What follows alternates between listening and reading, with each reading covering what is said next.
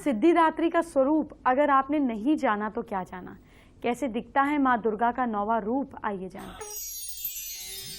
माँ दुर्गा के देवी सिद्धिदात्री रूप की पूजा 9वें दिन से की जाती है। ये सर्व सिद्धियां प्रदान करने वाली देवी है। माँ की कृपा से उनके भक्त कठिन से कठिन काम भी चुटकी में कर डालते हैं।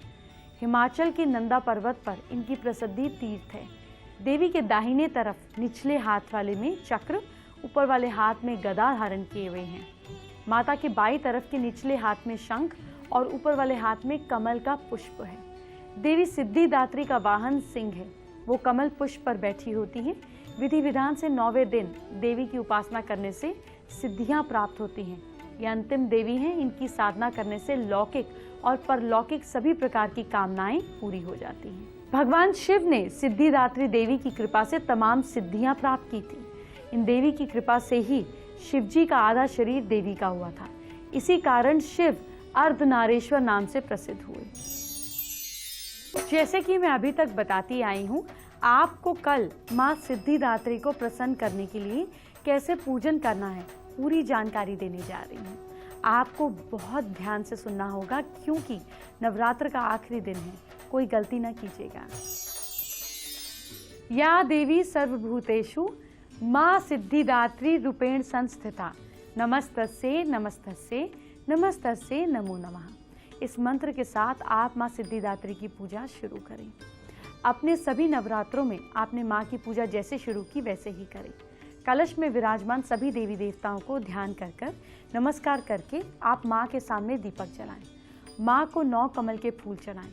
इसके बाद माँ को 9 तरह के प्रसाद का भोग लगाएं। भोग के प्रसाद में तिल जरूर रखें।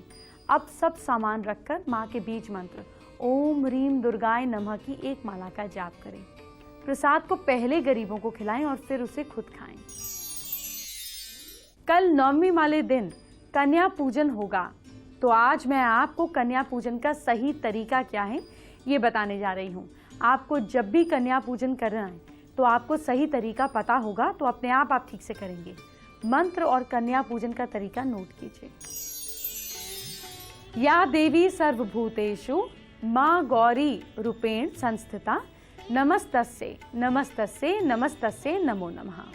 दुर्गा अष्टमी के दिन अगर आप कन्या पूजन भी कर रहे हैं तो इस मंत्र का बहुत महत्व है। 9 कन्याओं को 9 देवियों के रूप में पूजने के बाद ही आपका नवरात्र का व्रत पूरा होता है। जिन कन्याओं को भोज पर खाने के लिए बुलाना है उन्हें एक दिन पहले ही न्योता दे दें। जो मेन कन्या है, पूजन के दिन उधर उधर से कन्याओं को पकड़ के लाना सही नहीं है, पहले ही न्योता दें।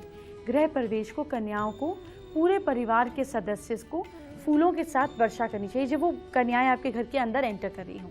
नव दुर्गा के सभी 9 नामों को जयकारे लगाइए। अब इन कन्याओं को आप आरामदायक और साफ जगह पर बिठाकर इन सभी के पैरों को बारी बारी दूध से भरे थाल या थाली में रखकर अपने हाथों से उनके पैरों को छुएं, धोएं, आशीर्वाद लें। उसके बाद पैरों पर अक्षत, फूल और कुमकुम लगाएं। फिर माँ भगवती का ध्यान करके देवी रूपी कन्याओं को इच्छा अनुसार भोजन कराएं। भोजन के बाद कन्याओं को अपने जेब के हिसाब से दक्षिणा दें, गिफ्ट्स दें और उनके फिर पैर छूकर उनका आशीर्वाद लें। एक बात और, कन्याओं की उम्र के बारे में भी बहुत लोग जानना चाहते हैं। तो जिन कन्याओं की पूजा करनी है उनकी उम्र 2 साल से और 10 साल के बीच में होनी चाहिए। इनकी संख्या कम से कम 9 तो होनी ही चाहिए।